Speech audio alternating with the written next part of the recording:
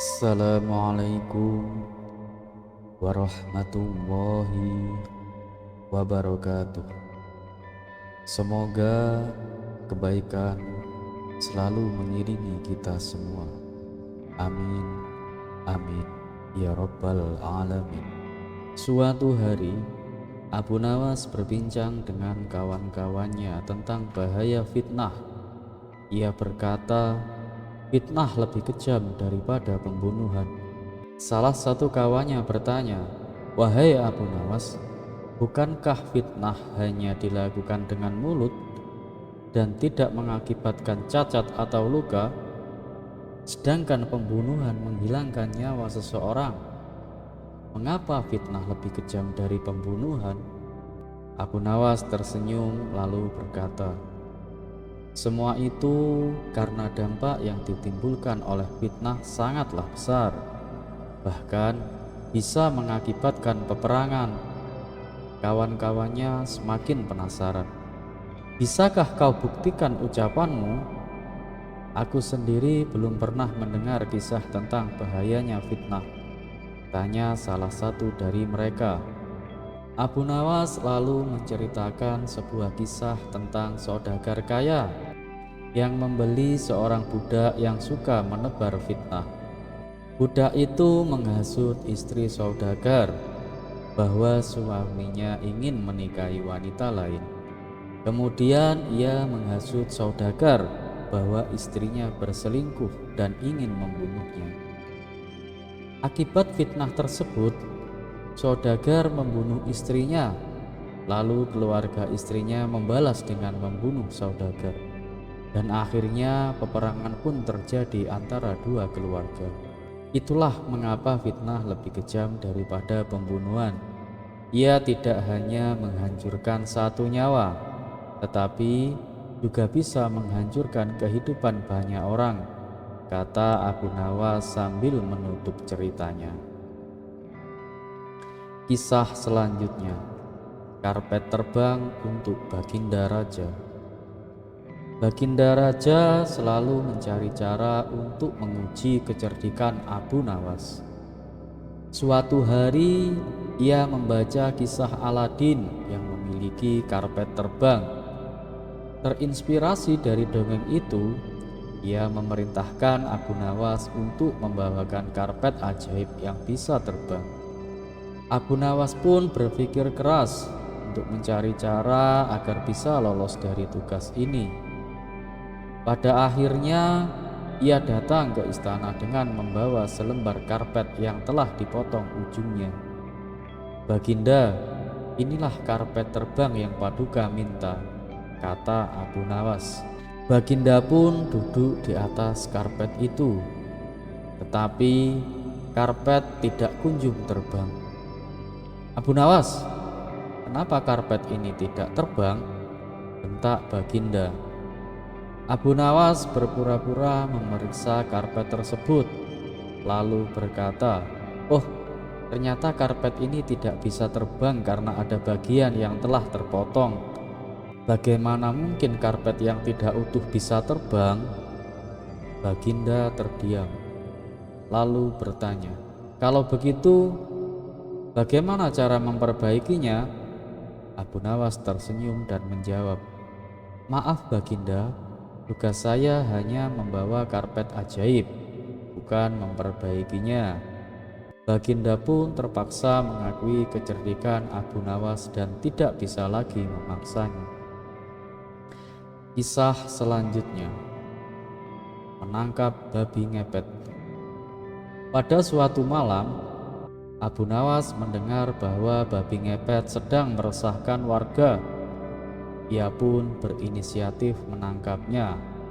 Dengan membawa karung besar, ia bersembunyi di balik pohon dan bersiap menangkap bayangan hitam yang melintas.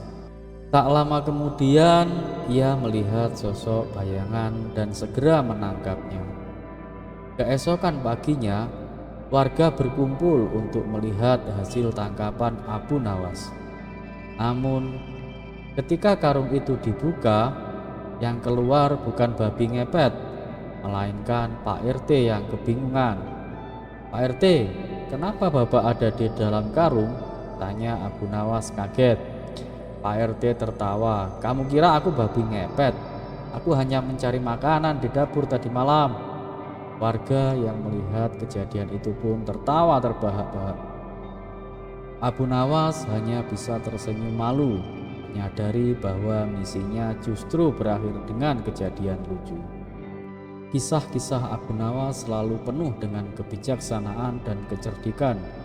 Dari perdebatan, ujian dari raja, hingga kejadian lucu, semua menunjukkan kecerdasannya dalam menghadapi berbagai situasi. Kisah ini mengajarkan kita bahwa kecerdikan dan kebijaksanaan dapat menjadi senjata yang ampuh dalam menghadapi tantangan hidup. Dan seperti biasa, wassalamualaikum warahmatullahi wabarakatuh.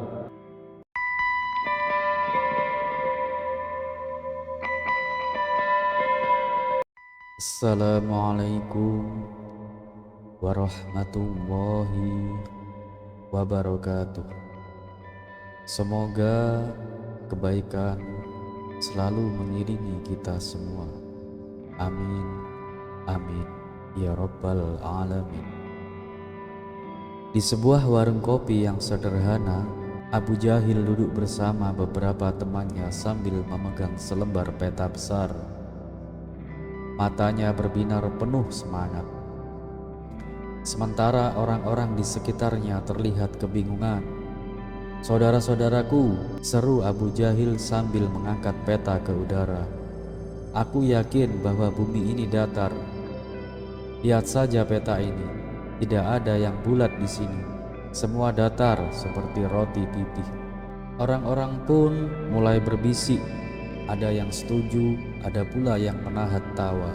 Di sudut warung, Abu Nawas yang sedang menyeruput teh mendengar keributan itu. Ia bangkit dan berjalan mendekat. Ada apa ini Abu Jahil? Tanya Abu Nawas dengan senyum tenang. Abu Jahil bersemangat menjelaskan. Aku yakin bumi ini datar. Kita tidak pernah jatuh dari bola raksasa itu. Dan kalau bumi ini bulat, seharusnya air lautan tumpah keluar angkasa. Abu Nawas tersenyum lalu bertanya, baiklah, kalau begitu bagaimana dengan bayangan bulan saat gerhana? Mengapa bentuknya selalu melengkung seperti cakram yang bulat menutupi matahari? Abu Jahil mulai menggaruk kepalanya.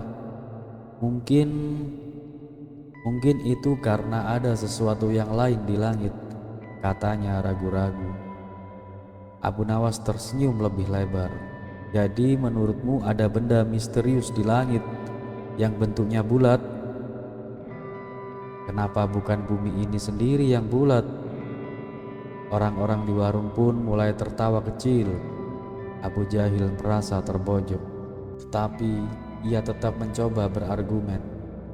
Tapi Abu Nawas, kalau bumi ini benar-benar bulat, kenapa kita tidak pernah merasa seperti berjalan di atas bola? Aku merasa permukaan bumi ini datar, ujar Abu Jahil. Abu Nawas menepuk pundak Abu Jahil dengan lembut. Wahai Abu Jahil, bumi itu begitu besar hingga lengkungannya tidak bisa kamu rasakan. Kalau kamu berjalan di atas semangka raksasa sebesar gunung, kamu juga akan merasa permukaannya datar. Tapi itu tidak mengubah kenyataan bahwa semangka itu tetap bulat. Mendengar penjelasan itu, Abu Jahil pun terdiam. Akhirnya ia mengangkat kedua tangannya dan berkata, baiklah Abu Nawas, aku menyerah.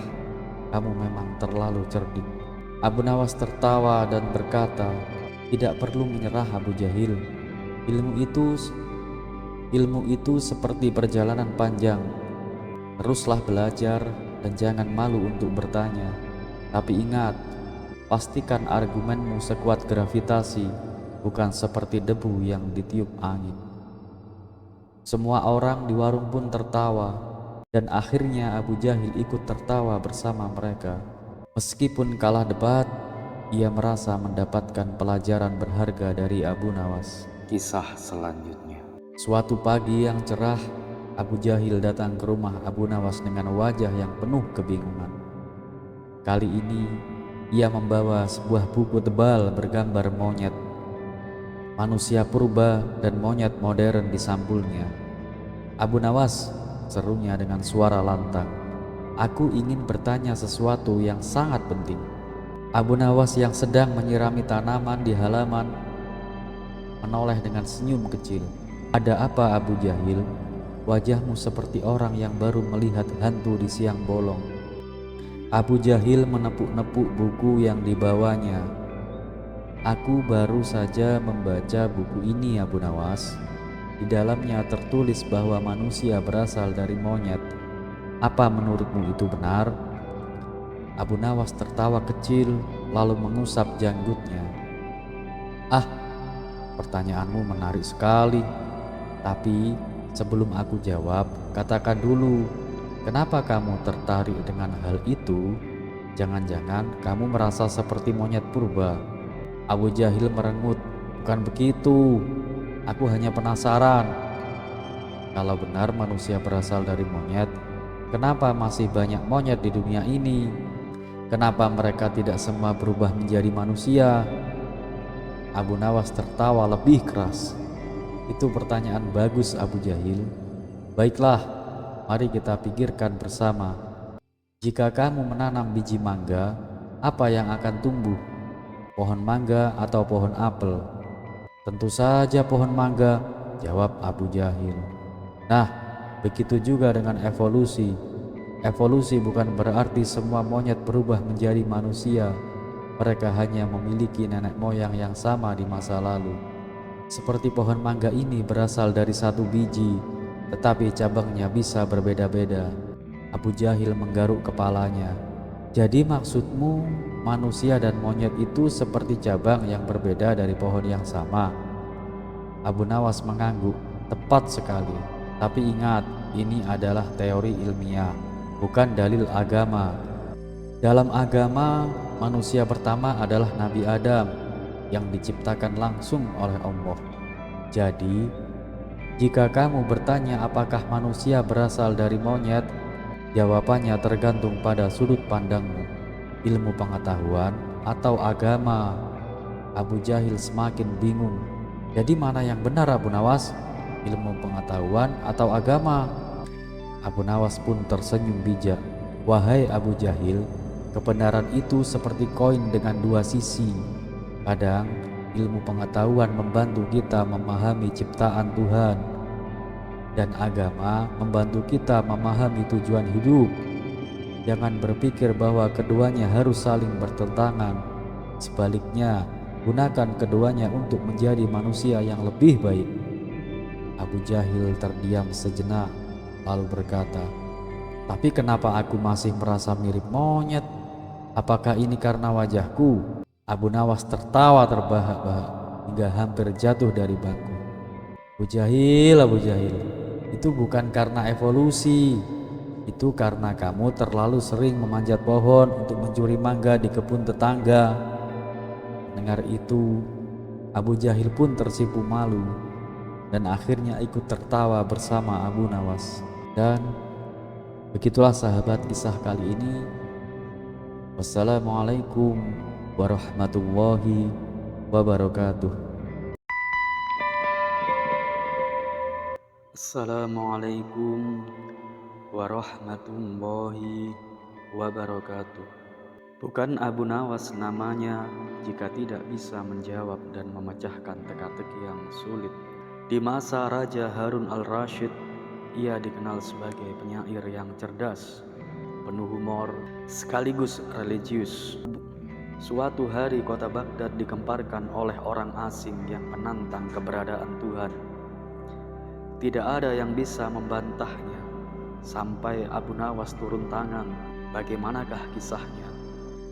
Pada suatu hari kota Baghdad dikejutkan oleh kedatangan seorang pria asing.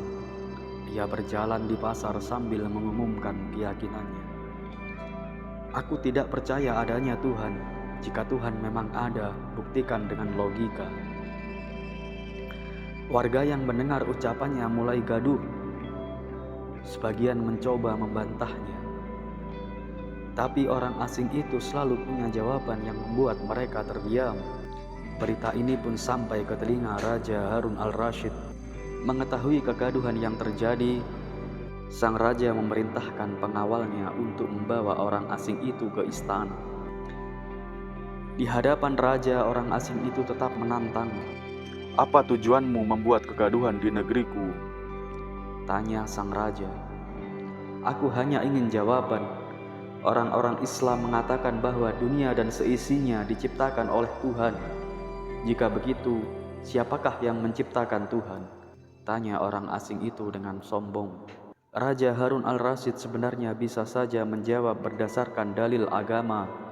Namun, ia tahu bahwa orang asing itu hanya percaya pada logika, bukan dengan wahyu.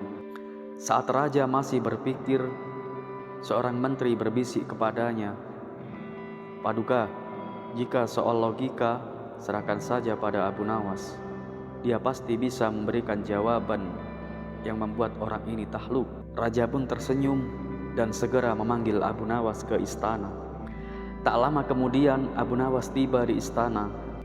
"Baginda Raja, ada apa hingga hamba dipanggil?" tanya Abu Nawas. "Orang ini menantang keyakinan kita. Ia bertanya, jika Tuhan menciptakan alam semesta, lalu siapa yang menciptakan Tuhan?" tanya raja kepada Abu Nawas. Abu Nawas menatap orang asing itu sambil tersenyum.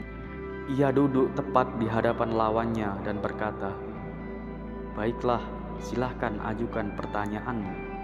Dengan penuh percaya diri, orang asing itu mengulang pertanyaannya. "Segala sesuatu di dunia ini pasti ada penciptanya. Jika kalian percaya Tuhan menciptakan alam semesta, lalu siapa yang menciptakan Tuhan?" Abu Nawas berpura-pura berpikir sejenak, lalu ia berkata, "Baiklah, sekarang gantian aku yang bertanya. Angka 3 berasal dari mana?" Orang asing itu menjawab, "Dari 2 ditambah 1. "Bagus. Lalu angka 2 berasal dari mana?" "Dari angka 1 ditambah 1. Abu Nawas pun tersenyum. "Kalau begitu, angka 1 berasal dari mana?" Orang asing itu terdiam. Ia berpikir keras, tetapi tidak pernah menemukan jawaban. Melihat orang asing itu kebingungan, Abu Nawas berkata, "Lihat, angka 1 tidak berasal dari angka manapun. Ia adalah angka pertama, awal dari semua angka lainnya. Begitu pula Tuhan. Tuhan adalah awal, yang maha awal, tidak diciptakan, tetapi menciptakan segala sesuatu. Jika kau bertanya siapa yang menciptakan Tuhan, sama seperti aku bertanya dari mana angka 1 itu berasal, kau pasti tidak akan pernah bisa menjawabnya." Orang asing itu terdiam. Ia merenungkan jawaban Abu Nawas, lalu mengangguk perlahan. "Jawabanmu masuk akal, aku tidak bisa membantahnya." Raja Harun al-Rasyid yang menyaksikan perdebatan itu langsung tersenyum lebar. "Seperti yang kuduga, Abu Nawas selalu punya cara untuk membuat lawannya takluk dengan logika yang sederhana." Para menteri dan hadirin di istana pun bertepuk tangan. Orang asing yang tadinya begitu sombong kini terdiam dan merenung. Sejak hari itu, tidak ada lagi yang berani menantang keberadaan Tuhan di kota Baghdad. Semua orang semakin yakin bahwa kebijaksanaan tidak hanya berasal dari kitab suci, tetapi juga dari logika yang tak terbantahkan. Dari kisah ini, kita bisa belajar, keyakinan bisa dijelaskan dengan cara yang sederhana, namun logis. Abu Nawas mengajarkan kita bahwa kebenaran tidak harus dipaksakan, tetapi cukup disampaikan dengan kebijaksanaan. Jika sesuatu memiliki awal, maka pasti ada sesuatu yang tidak memiliki awal, dan itulah Tuhan. Jika kalian suka dengan kisah-kisah seperti ini, jangan lupa like, komen, dan subscribe untuk cerita-cerita menarik lainnya. Terima kasih, dan wassalamualaikum warahmatullahi wabarakatuh. Assalamualaikum warahmatullahi wabarakatuh. Semoga kebaikan selalu menyertai kita semua. Amin, amin, ya rabbal alamin. Abu Nawas dan pencuri yang licik. Belakangan ini situasi di kampung Abu Nawas sedang tidak aman. Pencurian marak terjadi dan beberapa tetangga Abu Nawas sudah menjadi korban. Pelaku terbilang nekat karena ia beraksi seorang diri, tapi jika ada yang mencoba melawannya, ia tidak segan-segan bertindak kejam.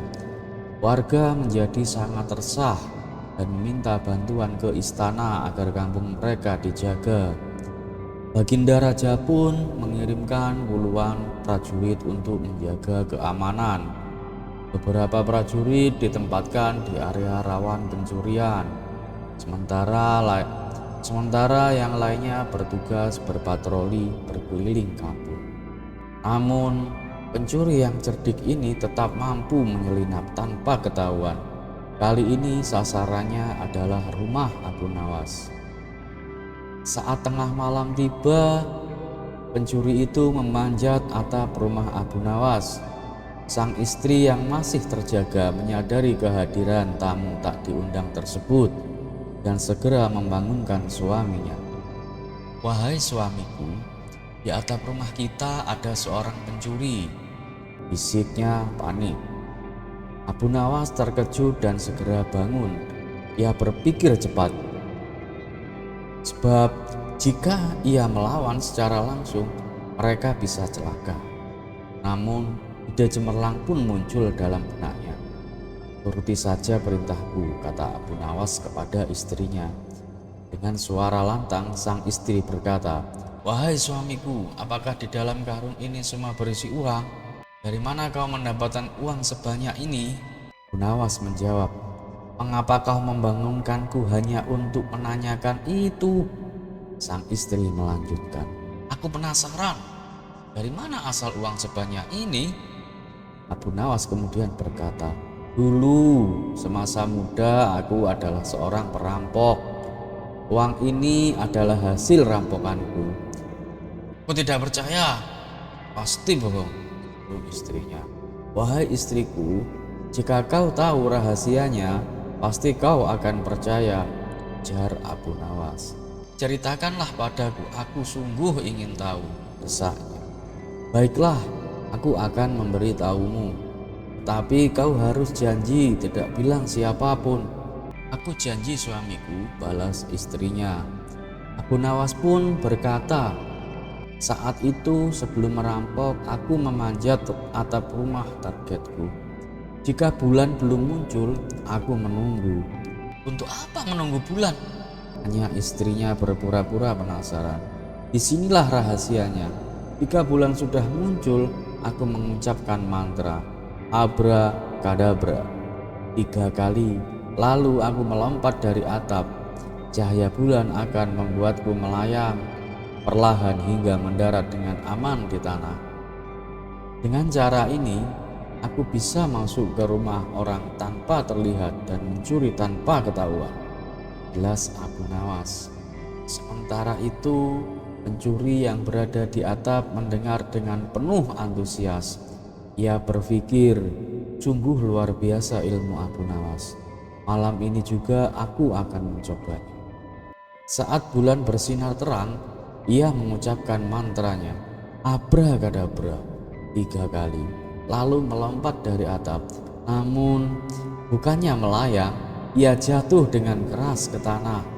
Tulang rusuk dan kakinya patah, membuatnya mengerang kesakitan. Mendengar suara gaduh, Abu Nawas dan para tetangga segera keluar rumah. Salah satu warga bertanya, "Ada apa ini Abu Nawas? Siapa orang ini?" Abu Nawas tersenyum dan menjawab, "Inilah pencuri yang selama ini meresahkan kampung kita." Tak lama kemudian, para prajurit istana datang dan menangkap si pencuri. Sejak saat itu, kampung Abu Nawas kembali aman dan tentram. Begitulah kisah kecerdikan Abu Nawas yang selalu menemukan cara untuk mengatasi masalah dengan kepintaran dan kelicikannya yang sangat luhur.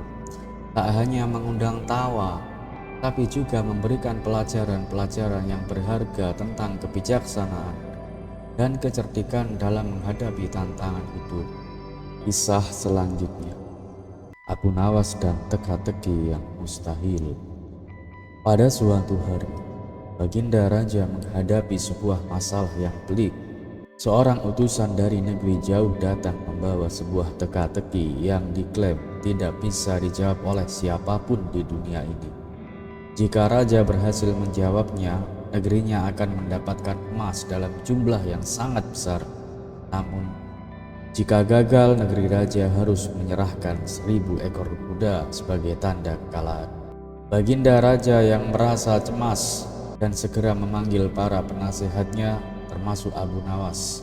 Namun, sebelum Abu Nawas sempat bicara, Abu Jahil yang sok pintar tiba-tiba berdiri dan berkata dengan penuh keyakinan, "Paduka yang mulia, hambalah orang yang paling pintar di negeri.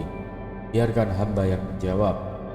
Raja yang sering menyaksikan kebodohan Abu Jahil merasa ragu, tapi karena penasaran ia mengizinkannya.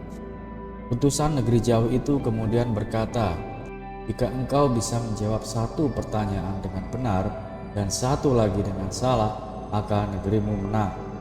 Tapi jika kedua jawabanmu benar atau kedua-duanya salah, maka negerimu kalah." Inilah pertanyaannya. Jawablah, apakah besok akan turun hujan? Abu Jahil dengan percaya diri menjawab, "Besok akan hujan." Dan apakah jawaban pertamamu benar? Abu Jahil yang tidak berpikir panjang menjawab, "Ya." Mendengar itu, utusan tersebut tersenyum dan berkata, "Karena kedua jawabanmu benar, maka negerimu kalah." Wajah Abu Jahil pun seketika pucat pasif dan ia mulai berkeringat. Melihat ini, Abu Nawas tertawa kecil dan maju ke depan. Raja yang sudah terbiasa dengan kecerdikan Abu Nawas pun memberikan kesempatan kepadanya untuk menjawab. Abu Nawas tersenyum dan menjawab pertanyaan pertama, "Besok akan hujan." Kemudian utusan itu bertanya lagi, "Apakah jawaban pertamamu benar?" Abu Nawas tersenyum lebar dan berkata, "Tidak tahu." Semua yang hadir terdiam, para menteri mengernyitkan dahi, bahkan Baginda Raja sendiri merasa bingung. Namun, utusan negeri jauh itu akhirnya tertawa dan berkata, "Luar biasa, jawaban pertamamu benar, karena hujan memang hanya memiliki dua kemungkinan, turun atau tidak. Jawaban kedua salah, karena seharusnya kau bisa mengetahui dengan demikian, negerimu menang." Seluruh istana pun bersorak gembira, kecuali Abu Jahil yang menundukkan kepala karena malu. Ia berpura-pura batuk dan perlahan mundur ke belakang, berharap tidak ada yang memperhatikannya. Namun, para pengawal istana sudah siap menertawainya. Sebagai hadiah atas kecerdasannya, Raja memberikan Abu Nawas 1 peti emas. Sementara Abu Jahil hanya bisa gigit jari dan bersumpah untuk tidak sok pintar lagi. Dan seperti biasa, Wassalamualaikum warahmatullahi wabarakatuh. Assalamualaikum warahmatullahi wabarakatuh. Semoga kebaikan selalu menyertai kita semua. Amin, amin, ya rabbal alamin. Pada suatu hari, Abu Nawas merasa tubuhnya tidak enak. Angin dingin yang bertiup kencang di musim penghujan membuatnya menggigil. Perutnya terasa kembung seperti balon dan kepalanya berputar-putar bagai kincir angin. "Aduh, ini pasti masuk angin," keluh Abu Nawas sambil memegangi perutnya yang terasa penuh. Di saat bersamaan, seorang utusan Baginda Raja datang dengan tergesa-gesa. "Tuan Abu, Baginda Raja ingin bertemu dengan Anda segera," katanya. Dengan tubuh yang lemah dan perut yang terasa penuh seperti gentong, Abu Nawas tetap memenuhi panggilan Baginda Raja. Sesampainya di istana, Baginda Raja Harun al-Rasyid melihat Abu Nawas berjalan mulai dengan wajah yang lesu. "Abu Nawas, ada apa denganmu? Biasanya kamu penuh semangat. Apa yang terjadi?" tanya Baginda Raja dengan nada yang khawatir. "Ampun Paduka, hamba sedang tidak enak badan. Perut hamba terasa penuh seperti gentong," jawab Abu Nawas. "Tapi demi Paduka hamba tetap datang." Baginda Raja tersenyum mendengar jawaban Abu Nawas. "Ah, itu masalah kecil. Kamu yang biasanya punya ide berlian masa kalah dengan angin?" Abu Nawas menghela nafas panjang. "Ampun Paduka yang mulia, kalau hanya masuk angin biasa mungkin hamba bisa mengatasinya. Tapi angin ini berbeda Paduka, yaitu nakal. Masuk ke perut hamba tanpa permisi." Baginda Raja tertawa terbahak-bahak dengar jawaban Abu Nawas. "Baiklah, kalau begitu aku ingin melihat bagaimana caramu mengusir angin itu. Pasti ada trik cerdik dari dirimu." Abu Nawas pun berpikir sejenak dengan wajah yang serius. "Ampun Paduka, hamba akan mencoba sebuah ritual untuk mengusir angin ini," katanya dengan penuh percaya diri. Ia pun duduk bersila di lantai, menutup matanya dan mulai menggosok-gosok perutnya sambil komat kamit seperti membaca mantra. Semua orang di ruangan itu terdiam, perhatikan tingkah Abu Nawas dengan serius. Tiba-tiba terdengar suara pelan dari arah Abu Nawas dan membuat suasana menjadi hening. Tak lama kemudian, Abu Nawas membuka matanya dan tersenyum penuh kemenangan. "Paduka, anginnya sudah keluar. Hamba berhasil Paduka," katanya dengan bahagia. Suasana yang awalnya tegang langsung pecah dengan gelak tawa. Baginda Raja Harun al-Rasyid tertawa terbahak-bahak hingga air matanya keluar. "Nawas, kau memang tidak pernah gagal menghiburku. Bahkan masuk angin pun bisa jadi bahan lelucon," ujar Baginda sambil menepuk pundak Abu Nawas. Abu Nawas hanya tersenyum malu-malu. "Ampun Paduka, hamba hanya melakukan yang terbaik agar angin ini tidak mengganggu Baginda." Sejak saat itu, cerita tentang ritual pengusiran angin ala Abu Nawas menjadi bahan candaan di seluruh Baghdad. Begitulah kali ini sahabat, terlepas dari kisah ini hanyalah sebuah fiktif belaka, namun adalah barang hilang seorang muslim. Di mana ia menemukannya, maka ia berhak mengambilnya.